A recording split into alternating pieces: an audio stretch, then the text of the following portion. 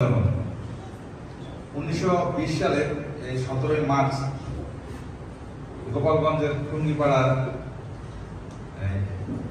শেখ লুতুর রহমান এবং সাইরা বেগমের কোল জুড়ে যে একটা আলোক পত্রিকার জন্ম হয়েছিল, যার হাত ধরে পরবর্তীতে আমরা 1757 সালের 23 জুন পলাশীর আপনার কামনায় যে স্বাধীনতা সূর্য অস্তমিত হয়েছিল।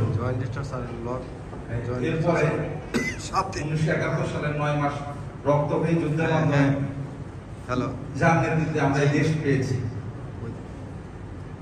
সেই ব্যক্তিটা হচ্ছে বঙ্গবন্ধু শেখ মুজিবুর রহমান। আজকে তার জন্মদিন। উনি শিশুকে ভালোবাসতেন, এই কারণে এই দিনটাকে জাতীয় শিশু দিবস বলা হয় এবং সরকার এটা জাতীয় শিশু দিবস হিসেবে ঘোষণা করেছেন। আমরা তারা আনন্দিত যে আমাদের সাথে 3 জন শিশু এখানে আছেন। আজকে আমাদের সমবায় দপ্তরে একটা বড় প্রোগ্রাম হয়েছে, যেখানে 120 জন শিশু উপস্থিত ছিল। আমি সমবায় দপ্তরে অনেক প্রোগ্রাম উপভোগ করেছি, অনেক বড় বড় প্রোগ্রাম উপভোগ করেছি, কিন্তু আজকের প্রোগ্রামের মতো এত সুন্দর প্রোগ্রাম আমরা কখনো দেখিনি। আমার কাছে এত ভালো লেগেছে যে আসলে এই যে শিশু দিবস, যে সত্যিকারের শিশু দিবস হিসেবে আমার কাছে মনে হয়েছে। তো আসলে আমরা যদি এই দেশকে ভালোবাসি, এই দেশকে যদি জানতে হয়, তাহলে বঙ্গবন্ধুকে জানতে হবে, এটার কোনো বিকল্প নেই। আপনারা জানেন 1975 সালের 15 আগস্ট কাল রাত্রিতে এই দেশে কিছু হায়েনাদের হাতে নির্মমভাবে শহীদ হন জাতির পিতা এবং তার পরিবারের সদস্যবৃন্দ। কিন্তু আল্লাহর অশেষ মেহেরবানিতে জাতির পিতার দুই তনয়া যে বিদেশে অবস্থান করার কারণে ওনারা প্রাণে বাঁচেন।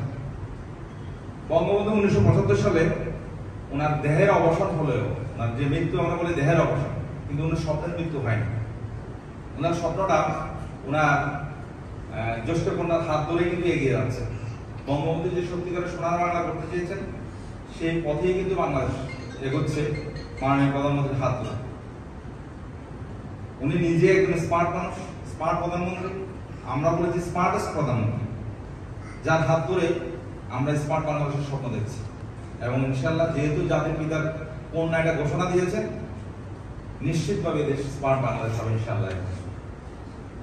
তবে আমাদের সবাইকে যার যার অবস্থান থেকে কাজ করতে হবে, আমাদের বেশি কিছু করতে হবে না। আমাদের উপর অর্পিত দায়িত্ব যতটুকু, আমরা যদি সেটা ঠিকভাবে পালন করি, তাহলে জাতির পিতার স্বপ্নের সোনার বাংলার বিনিময়ে আমরা কিন্তু গর্বিত অংশীদার হতে পারবো ইনশাআল্লাহ।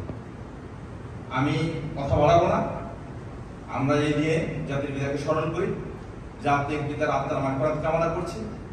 আল্লাহ রাব্বুল আলামিন ওনাকে যাতে বেহেশতের উচ্চ মাকাম দান করেন, আমরা সে দোয়া করছি। ওনার পরিবারের অন্যান্য সদস্যদের জন্য একই দোয়া করছি। আর মাননীয় প্রধানমন্ত্রীকে যাতে আল্লাহ দীর্ঘ হায়াত দান করেন এবং ওনার হাত ধরে যাতে অপ্রতিরোধ গতিতে এগিয়ে যায় বাংলাদেশ, আমরা সে দোয়া করছি, সে আশাবাদ ব্যক্ত করছি। সর্বশেষ শুধু একটা কথা বলবো, আমরা সবাই আসুন জাতির পিতাকে জানি, জাতির পিতার আদর্শে জেগে উঠি।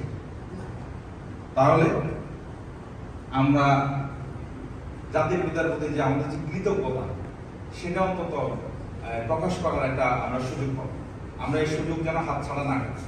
একটা কথা সবসময় মনে রাখবেন, আমাদের যে জাতীয়তা সংরক্ষণে, আমাদের স্বাধীনতা সংরক্ষণে আমাদের জাতির পিতার আদর্শই মূল চাবিকাঠি। এই সত্য যেন আমরা কখনোই ভুলে না যাই। সবাই ভালো থাকবেন। জয় বাংলা, জয় বঙ্গবন্ধু, বাংলাদেশ চিরজীবী হোক।